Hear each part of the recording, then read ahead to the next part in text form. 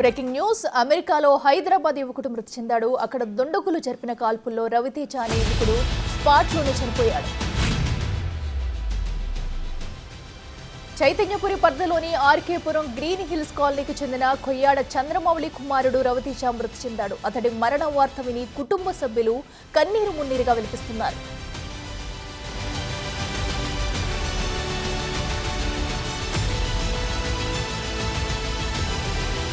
2022 మార్చిలో అమెరికా వెళ్లిన రవితేజ మాస్టర్స్ పూర్తి చేసి ఉద్యోగ అన్వేషణలో ఉన్నాడు. వాషింగ్టన్లో దుండగుల కాల్పుల్లో అతడు అక్కడికక్కడే మృతి చెందాడు.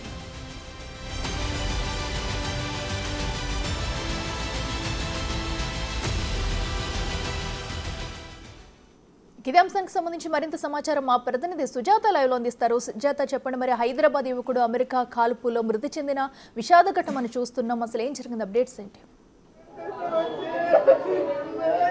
అమెరికాలో వాషింగ్టన్లో దుండగులు జరిపినటువంటి కాల్పులో చైతన్యపురికి సంబంధించినటువంటి రవితేజ మృతి చెందాడు. ప్రస్తుతం వాళ్ళ కుటుంబ సభ్యులంతా కూడా కన్నీరు మున్నీరు అవుతున్నారు. ఎంతో గారాభంగా పెంచుకున్నటువంటి రవితేజ చనిపోయాడు కాల్పుల్లో అని తెలుసుకున్నటువంటి కుటుంబ సభ్యులు అసలు ఏం చెయ్యాలి ఏంటి అని తోచని పరిస్థితిలో ఉన్నారు. ఇప్పటికే రవితేజ ఇంటి వద్దకి అటు బంధువులు అదేవిధంగా ఫ్రెండ్స్ అంతా కూడా చేరుకున్నారు. అసలు ఏం జరిగింది ఏంటి అని రాత్రి నుంచి కూడా వాళ్ళకి తీవ్ర ఆవేదన వ్యక్తం చేస్తున్నారు. ఎంతో ఉద్యోగం చేసి తిరిగి గొప్ప ప్రయోజకుడిగా ఇంటికి చేరుకుంటాడు అని చెప్పి తల్లిదండ్రులు పెట్టుకున్నటువంటి నమ్మకం కలగానే మిగిలిపోయింది. అసలుకి రవితేజకి ఏం జరిగింది, ఎప్పుడు వాళ్ళకి సమాచారం అందింది? ప్రస్తుతం రవితేజ తండ్రి ఉన్నారు, చంద్రమౌళి గారు. సార్ చెప్పండి సార్, అసలు ఎప్పుడు తెలిసింది, మీకు ఏం జరిగింది? నాకు తెలియదమ్మా. మా బామ్మారిది నేను మార్నింగ్ వాకింగ్కి వెళ్తాను, 5:15కు మా బామ్మారిది ఫోన్ చేసిండు.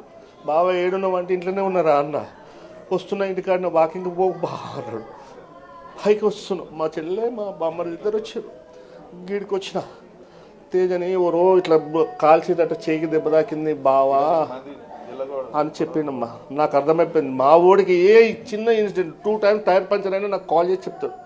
నాకు కాల్ చేయాలంటే నా కొడుకులు తెలిసిపోయింది. నాకంటే నాకు ఇప్పటిదాకా కూడా ఇప్పుడు ఫోటో చూపిస్తారు. అంటే ఎప్పుడు వెళ్ళారండి అమెరికా? ఎప్పుడు వెళ్ళాడు బాబు? 22లో.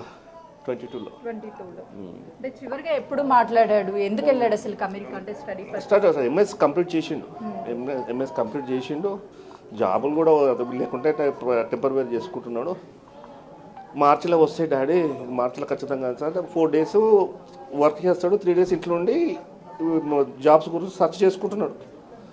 మార్చిలో ఖచ్చితంగా కొడతాడు డాడీ, నీ కళలన్నీ నెరవేరుతాడు. కళ్ళల్లో మారిపోయాడు. నాకు ముందర నడవాల్సినోడు వాడిని ముందర నన్ను తీసుకుపోతుంటాడు. దేన్ని చేయడం చెప్పుకోనమ్మా. అమ్మా చివరిగా ఎప్పుడు మాట్లాడాడండి బాబు? నిన్న మార్నింగ్, అంటే నేను వాకింగ్ పోయి వచ్చిన తర్వాత కాల్ చేస్తాడు. ఇట్లా నేను నల్గొండకు పోతున్నా, నిన్న ఒకటి ఫంక్షన్ ఉండి ఆడ పోతున్నా అని చెప్పిన వెళ్ళిపోయినా. నాకు పొద్దున్న రేపు చేస్తలే డాడీ అన్నాడు. వాళ్ళ మమ్మీతో మాట్లాడతాడు రోజు. వాళ్ళ మమ్మీతో ఆమె ఫోన్ ఎత్తలేదంటే నాకు ఫోన్లకి చేస్తే ఎత్తి మాట్లాడతాడు. ఇంత ఘోరం అయితే తట్టుకోలేదమ్మా నేను. మమ్మల్ని ఒక స్టేజ్కి తెచ్చింది ఇప్పుడే. కానీ స్టేజ్ని నిన్న 10 అంటారు చూసినావు, మాట అంటారు, ఆడతారు చూసినా, నీ చెల్లెకి ఎక్కి లాస్ట్ స్టేజ్ తీసుకొచ్చిండు. గుంజ చేసిపోతుండమ్మా. నాకు కింద పడేసి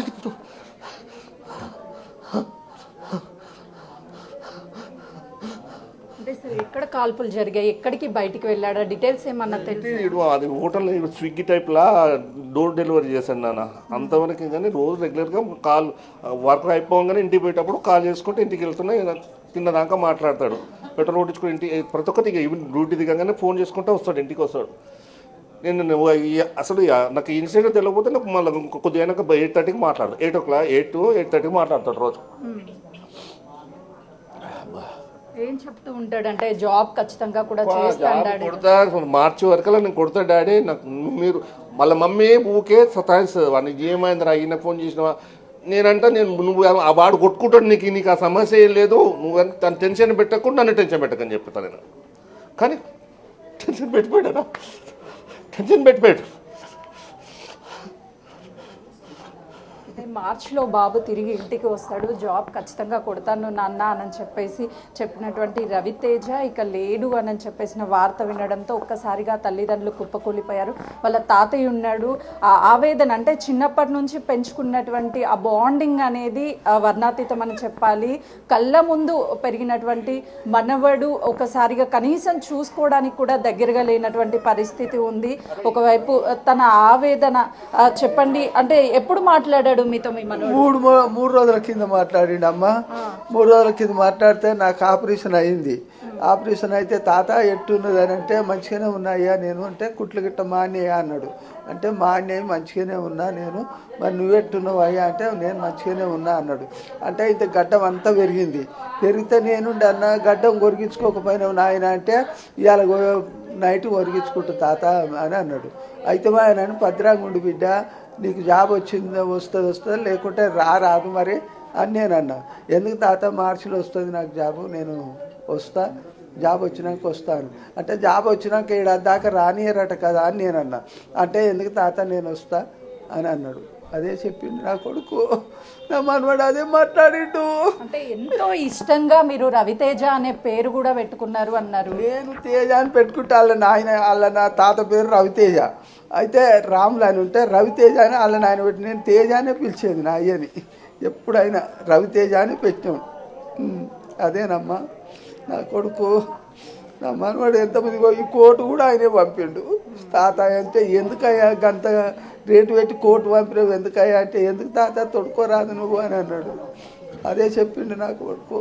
నా మనవాడు ఇట్టయితే దాన్ని ఎరకలేదు నాకు, లేకుంటే మంచిగా ఉండు నా వాళ్ళ అమ్మ నాయనగా బయటపడ్డారు, మంచిగా బతారు కదా అని అనుకున్నా. బిడ్డ పోయింది, కొడుకు పోయింది, ఇద్దరు మంచిగా ఉంటారు కదా అని, కుటుంబం మంచిగా అవుతుందని నేను ఈ బాధ పడ్డానని ఇట్ట అవుతుందని ఎరకలే నాకు. అంటే ఇప్పుడేమో మీరు ఇక్కడ ఉన్నారు, అతను రవితేజ అనేమో మృతి చెంది అక్కడ అమెరికాలో ఉన్నాడు.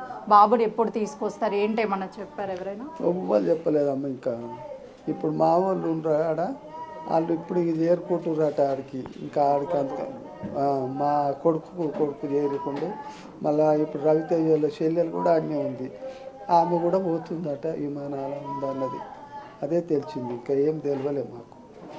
ఎట్ట కాల్పులు జరిగినాయి ఏం కథ తెలియలే. ఇంకా అది ఏడియా గురించి రావాల్సిందే మాకు, మీ గవర్నమెంట్ నుంచి తెలియవలసిందే. అంతవరదాకానైతే మాకు తెలియదు అది ఏం కాల్చిందో ఎట్ట చేసిందో.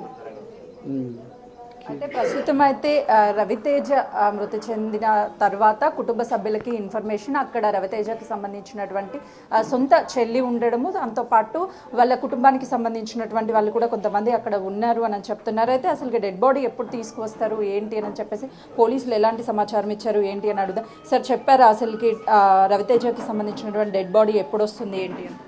ఏం లేదండి, ఇప్పుడు మాకు ఈ బాధలో ఉన్నాము. మా చిన్ననాటి స్నేహితుడు వాళ్ళ నాన్న చంద్రమౌళి అయితే అబ్బాయిని చాలా కష్టపడి చిన్నప్పటి డ్రైవింగ్ చేసి చదువులు చదివించి యుఎస్ పంపించాడు. ఒక కొడుకు ఒక అమ్మాయి, ఇద్దరు యుఎస్లోనే ఉంటారు. ఆ కొడుకు మీద ఆధారపడి ఎంతో కష్టపడి భూమి అమ్ముకొని డ్రైవింగ్ చేసుకు చదివించి బయట పంపించాడు. ఎంఎస్బి పూర్తి అయింది. అక్కడ ఆ దుండగుని చేతిలో కాల్పుల్లో మరణించడం చాలా దురదృష్టకరం. ఇలాంటి సంఘటనలు జరగకుండా కేంద్ర రాష్ట్ర ప్రభుత్వాలు చర్య తీసుకొని ఆ యొక్క డెడ్ బాడీని తొందరగా మరి తెలంగాణ రాష్ట్ర ప్రభుత్వం కేంద్ర ప్రభుత్వం కలిసి తొందరగా డెడ్ బాడీని ఇక్కడ తీసుకురావాల్సిందిగా మనవి చేస్తూ, అలాగే మరి యొక్క అమెరికా అనుబంధంగా ఉన్నటువంటి మన కార్మికంగా పనిచేయడానికి పోయిన మన విద్యార్థులకు అక్కడ సెక్యూరిటీ ఇవ్వాల్సిందిగా మన కేంద్ర ప్రభుత్వం అక్కడ ఉన్న ప్రభుత్వాన్ని సంప్రదించి తొందరగా ఈ యొక్క ప్రతి ఒక్క స్టూడెంట్ కూడా సెక్యూరిటీ ఇవ్వాల్సిందిగా పదే మనవి చేస్తూ ఆ ఒక్క బాడీని తొందరగా ఇక్కడికి ఇండియాకు పంపిస్తారని తెలంగాణ కేంద్ర ప్రభుత్వాలకు మనవి చేస్తున్నాం.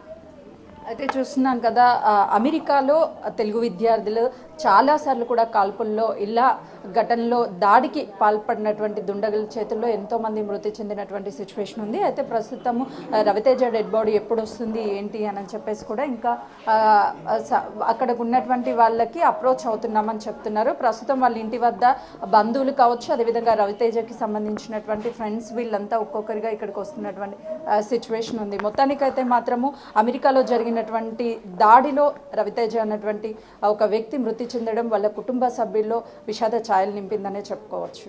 Right Sujatha, thank you. So అమెరికాలో జరిగిన కాల్పుల్లో కూడా హైదరాబాద్ యువకుడు రవితేజ మృతి చెందిన ఘటన విషాదకరంగా మిగిలింది. అయితే ఇటీవలే మాస్టర్స్ పూర్తి చేసి ఉద్యోగ అన్వేషణలో ఉన్న తమ కొడుకు మృతి చెందడం పట్ల కుటుంబ సభ్యులు కన్నీరు మున్నీరుగా విలపిస్తున్నారు. తమ కొడుకు మృతదేహాన్ని కూడా త్వరితగతిన తీసుకురావాలంటూ కూడా ప్రభుత్వం